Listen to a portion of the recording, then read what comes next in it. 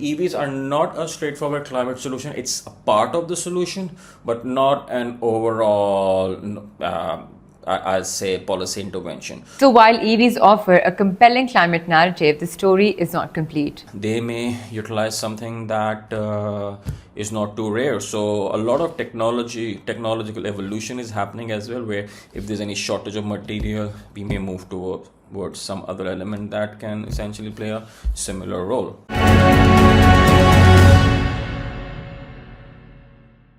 Welcome to Front Seat to Climate Change. I'm your host, Mahinazim Khan. Today we're exploring a question at the heart of global climate action. Are electric vehicles really the future we think they are? EVs have become the world's biggest climate trend, but behind the clean image lies a complicated story about minerals, water, economics, and sustainability.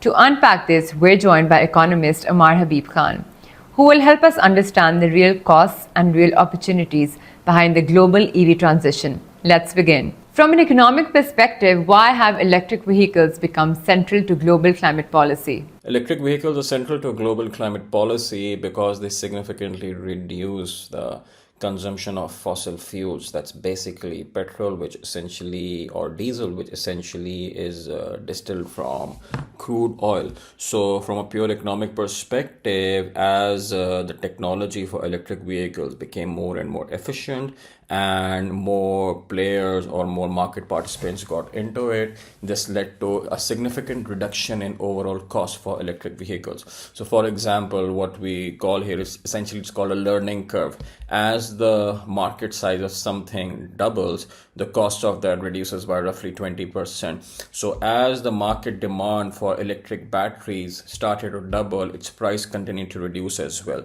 So we've reached a point where the price of batteries is essentially maybe 30% of what it was 7 years ago or 8 years ago, and it's going to significantly reduce going forward as well, like we saw in the case of solar panels, where as more and more market participants got into manufacturing solar panels, that led to a significant reduction in price of solar panels. So we are looking at the same thing happening in electric vehicles as well, and battery cost is a significant component of that, and we expect the price of batteries to maybe half in another 4 to 5 years, which will further enhance overall uptake or utilization or adoption of electric vehicles. How are falling battery prices and government incentives shaping EV adoption globally? So initial adoption was largely through government credits. For example, we saw in the case of Norway, it was in the case of the US, Canada, and a lot of other countries where a lot of incentives were given, whether that is for tax credits, whether that is through other things.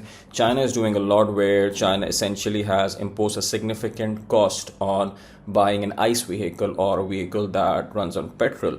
So in that case, what we see is people start adopting electric vehicles more quickly, or it essentially catalyzes the adoption of electric vehicles. And as the demand for electric vehicles increase, the demand for materials increases and more efficiency comes into play, and that essentially leads to lower cost.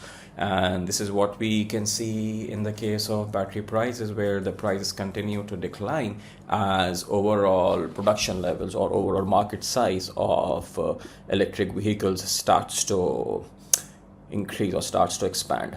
What economic risks or limitations exist within the narrative that EVs are a straightforward climate solution? It does not actually. EVs are not a straightforward climate solution. It's a part of the solution, but not an overall, I'll say, policy intervention. So what EVs can do is they can significantly reduce the emissions that exist through, let's say, utilization of petrol or diesel or other fossil fuels. But that does not mean that in other areas are more efficient as well. So it's part of the solution, but not the overall solution. There are also a lot of industrial processes which still use a lot of fossil fuel, and frankly speaking, a lot of crude oil is used to make tons of other products that are not used as fuel. For example, all of plastic around you, that is essentially made of crude oil. Now, moving away from plastic. Essentially, if we really want to reduce the utilization of crude oil, we need to completely eliminate the use of plastic here as well. So a lot of synthetic clothes we wear, I mean, our clothes essentially,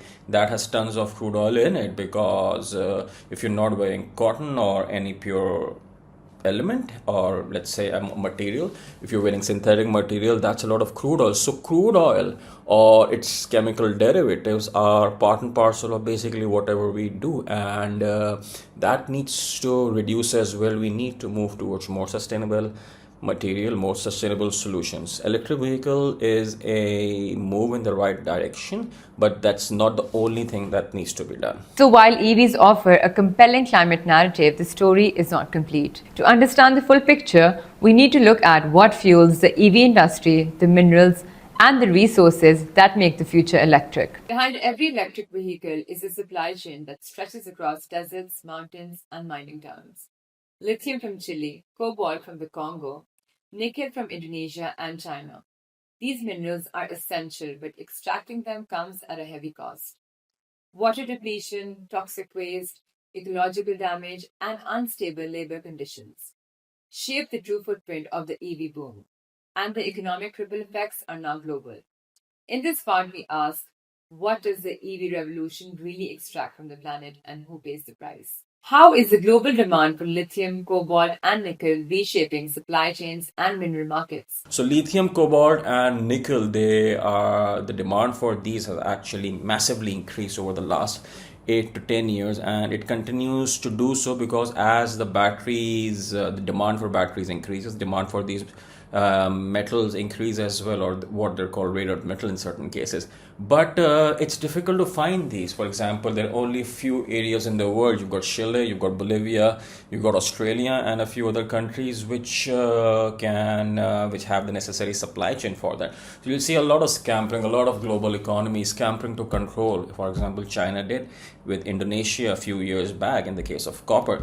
So there will be significant demand for copper, there will be significant demand for nickel, cobalt, lithium going forward as well, and that's why we see a lot of attention given to Reykjavik as well, because one of the largest copper reserves in the world that basically remains unutilized, or it has never been any copper hasn't been excavated from there. So supply chains are going to get tight in the future, but what also happening is because of such constraints, the companies or other research is also being done in developing new technologies. So for example, a lot of new batteries are coming up, sodium cadmium, and they may utilize something that is not too rare. So a lot of technological evolution is happening as well, where if there's any shortage of material, we may move towards some other element that can essentially play a similar role. What are the economic consequences of water-intensive mining, especially in regions like Chile,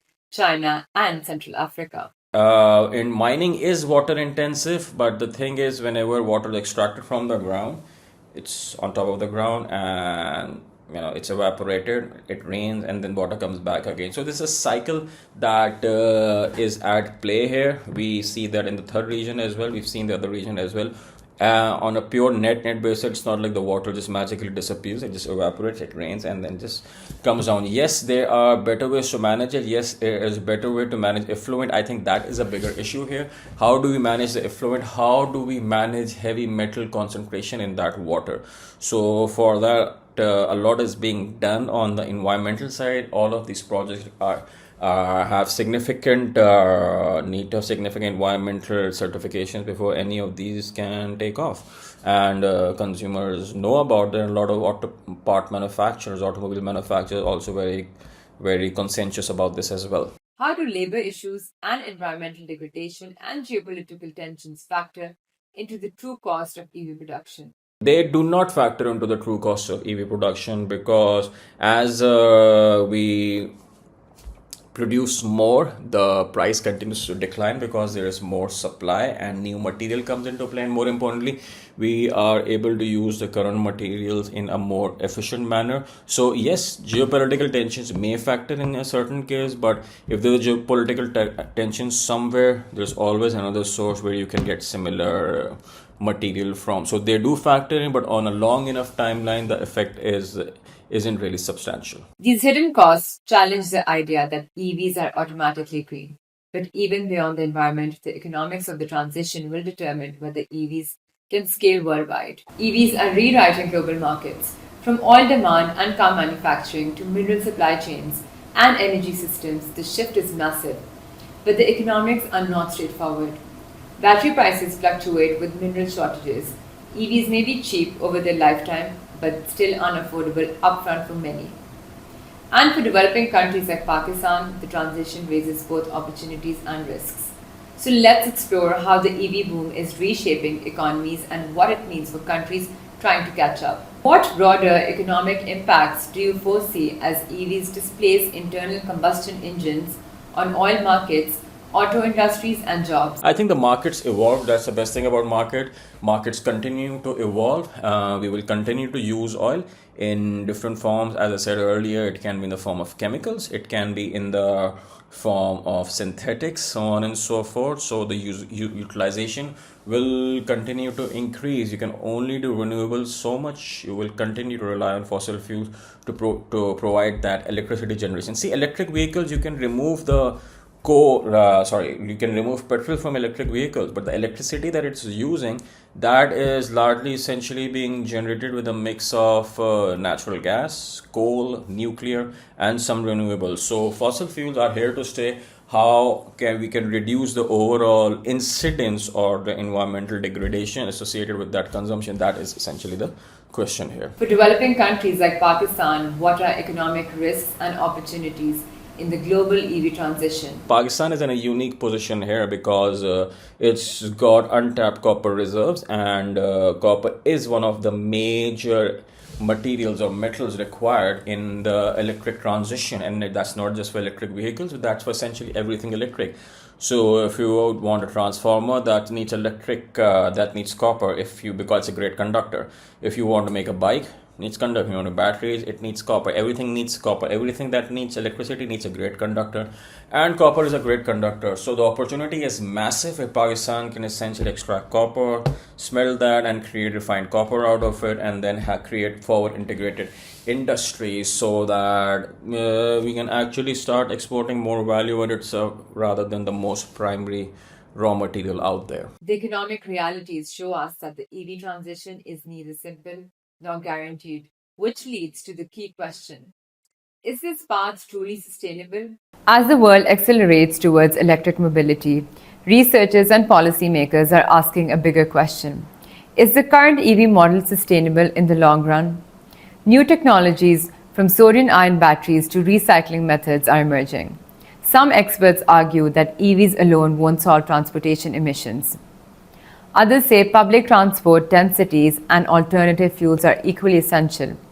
So is the EV dream enough, or do we need a more diversified, climate-resilient mobility strategy? Are emerging alternatives such as sodium-ion batteries, recycling, and synthetic fuels likely to change the economics of EV sustainability? Yes, as more technologies emerge, it's going to get cheaper. So that is what I was mentioning earlier as well. The more technology we get, the more serious we get about this, the more elements, the more metals that we can use, and the cost is going to reduce. And if there is supply constraint in a certain metal, the market finds out a way to start using another metal fall there. So the learning curve it was steep earlier, but it's getting fairly flat. So a lot of new innovation continues to happen in this area. What policy interventions are essential to ensure that EV shift is both economically viable and climate responsible?